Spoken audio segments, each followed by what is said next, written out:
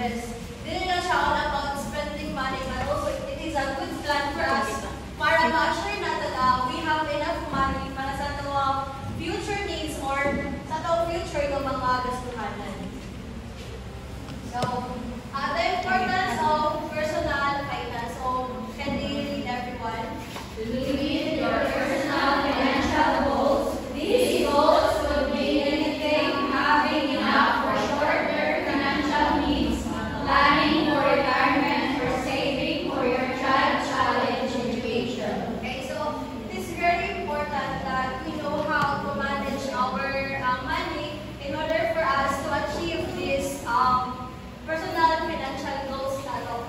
Especially sa kanang dili lang sa kung sa karon nga need nato, but also sa future na ato ang kailangan gustuhanan. For example, sa retirement, saving for your child's college education. So, isa may mga material, di ba? Naghalan sa material mga mapa. So, it is very important that we know how to plan or manage your money. Kaya di ba, habang kita patulong ang mag-build o family din magkaanak. So, pag na kay anak, dapat gagulong ka, usahan mo sa kanang usahan mo pag-handle ang future nun, labi na sa kanang pag-eskwela sa iyong anak. For example, is nanakanak ka nun. So, para ka lang, hindi na kabalo sa college sa future nila mag-college. So, samtang bata pa yung anak is kailangan ka mag-save. Kung ka, nanakay plan ba? For example, mag-save ka sa iyong anak when high school pa sila. So, mag-save ka money para sa ilang college nga mag-eskwela para pag-wabot ang time na mag-college na sila is dili na mag-isod o magiging kwarta kay na naman kay enough na money para gastuhan sa ilang mag-college. So, here are the areas of personal finance. First is the income. So, income is the salaries, wages, dividends, and other sources of cash inflow. So, ang income is kanang ang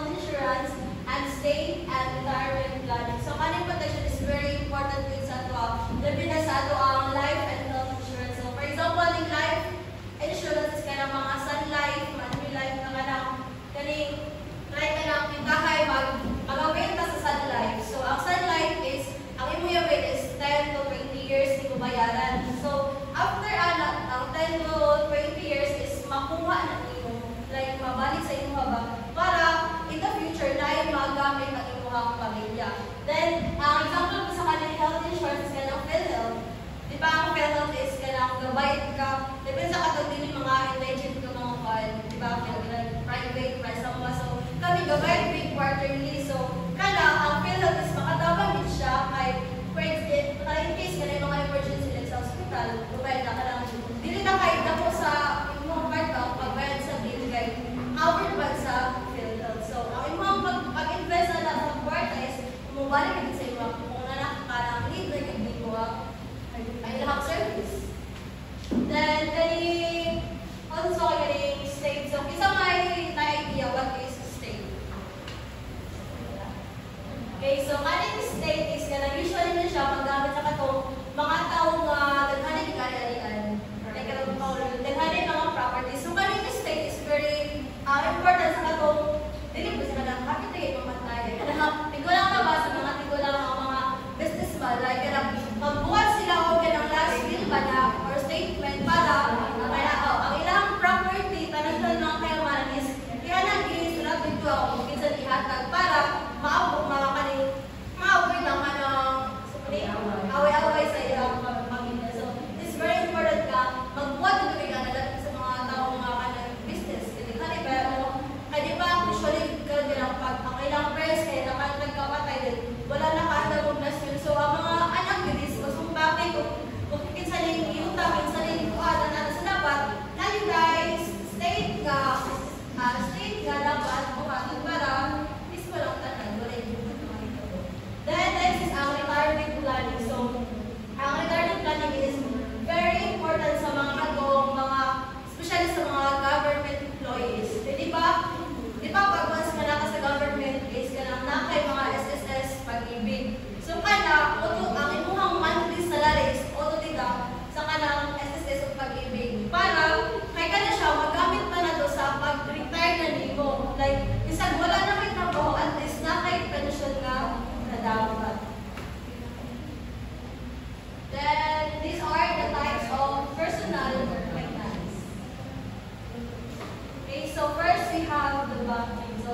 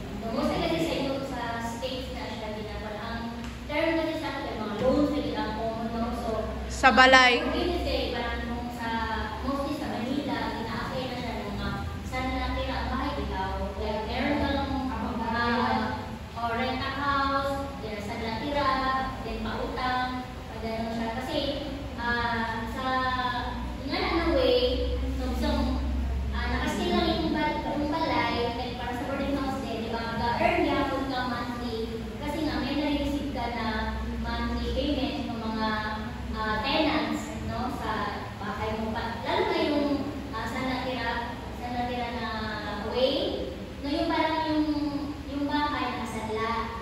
Then parang since hindi mo pa siya ma-claim sa bangko, ikaw parang interesado ka dun sa bahay na yun ba, then parang kung mabibili mo yun, so ikaw yung magiging next owner nun pag na hindi siya malimatan ng bangko. So, gets na? Mostly sa atin, most naman ang close no sa, like yung sinabi sa manager, or o asa, no? Lending, company, so yan yung mga dito. So, dapat, apply ka ng mga ganyan, no? Sa mga law, dapat wise mo rin siyang gamitin yung money para hindi ka rin mabaon sa pupunta. Kasi nga, kung mag-loan ka, alam mo yun, may interest yun eh. No? So, dapat, alam mo kung paano siya pagagawin para sa tuwing magbabayad ka, lalo na may interest nga yung mga ganyan, makakabayad ka ng sakto.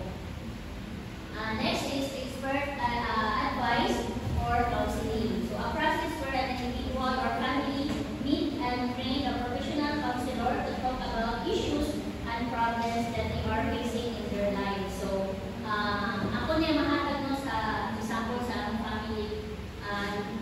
Since yung lolo lola namin ay merong lupa, then because of the land issues, then wala tayong counseling regarding that matter. So, yun, gaya yung sinabi ni Darrell, pag namatay yung talagang may-ari, yung ari-arian, lupa na yun, since walang property na iniwan na legit, talagang nakanginin niya ng kung sino-sino, kahit sabihin mo na anak ka nung namatay.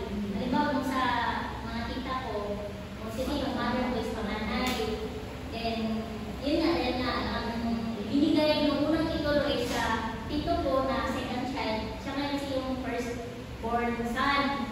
So, syempre, alam natin na pag ang lalaki talaga na una, siya yung binibigyan ng pansamantalang may karapatan na umalilig doon sa right na lalo pag matanda yung grandparents natin. So, yun. So, importante talaga na merong magsite ng advice, no, for any issue para lalo na kung regarding sa mga property kasi nga dugo sa dugo nag-aaway, no? Hindi na nababalo yung love sa isa't isa. Parang mas ano na yung tubig kaysa dugo.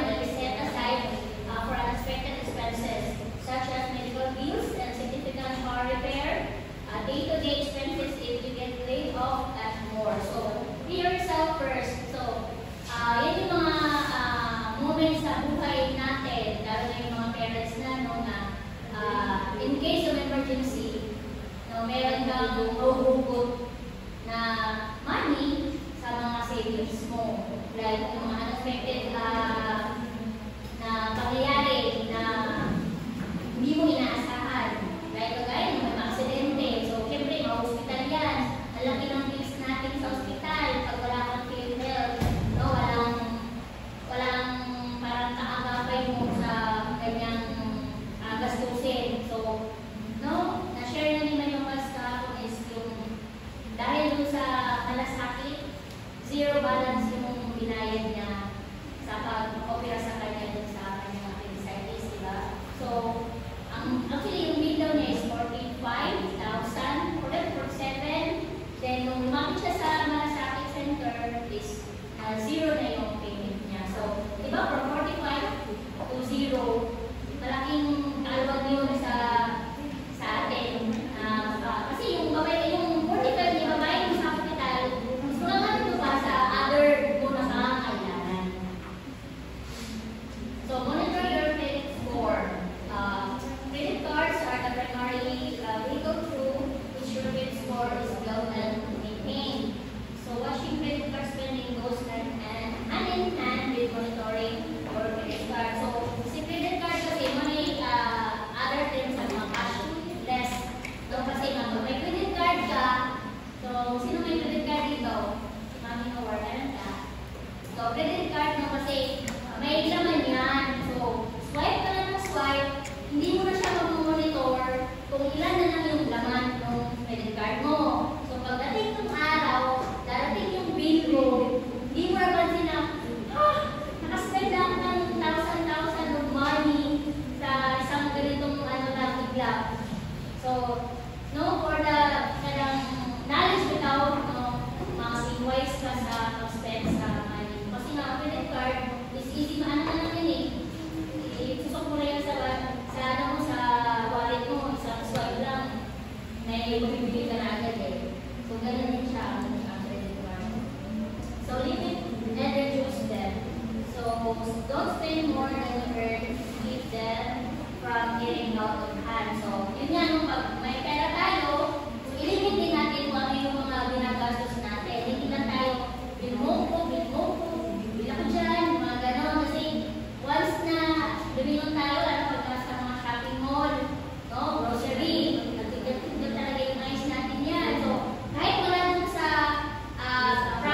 priority natin na needs natin, barato rin daw bukas at So, hindi mo na napapansin na gumagastos ka pala ng hindi importante, no, na nasasayang lang yung natin, like mga big prices ng mga item, like mga car, no, pagdating ng mga properties.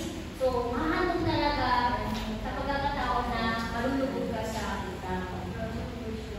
Then plan for your future. Don't spend more than you earn to keep them from getting out of hand. So, importante talaga na meron tayong plan para sa ating kinabukasan, no? Kahit estudyante pa tayo, wala pa tayong mga trabaho, hindi masama na magkaroon tayo ng malawak, no, na plano para at least isa-isa, bago man makarating dun sa tuktok na yun, diba? May proseso yan, may step na sinusunod. So, doon ay maparaan sa long-term goal natin. So, kung meron kang plano, hindi na ka mag-ligo. No? Maka-straight ka sa imong path na imuhang targeted na at doon. Like parang teacher ba dito patulong, or mo atuta sa lain na parang plan, sabi na din ng train ako, diba? Mag-plan, pag hindi mo sa atin sa plan A, prepare ang plan B to Z. Ganyan na siya. And now, let's discuss the family resources and needs. So, family, involved na parents natin, no? Tayo as a family. So, family is the basic unit of a community. It is an essential part of the community, and for it to function properly, it must be in a good taste. So, why family is the basic unit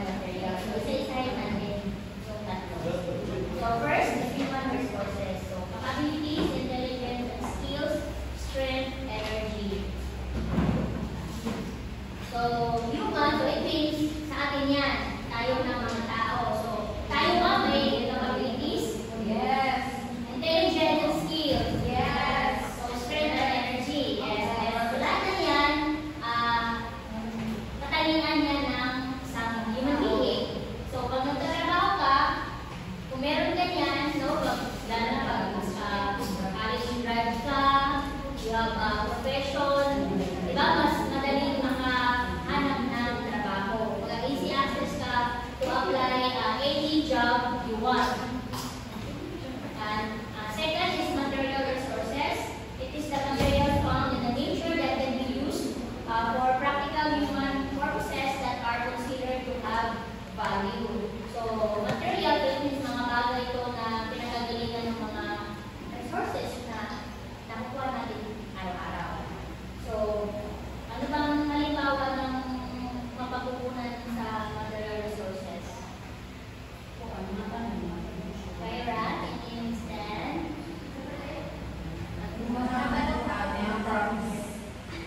Oo, mga tanong. No, kaya kung let's mga practical na mga creative na mga gawa.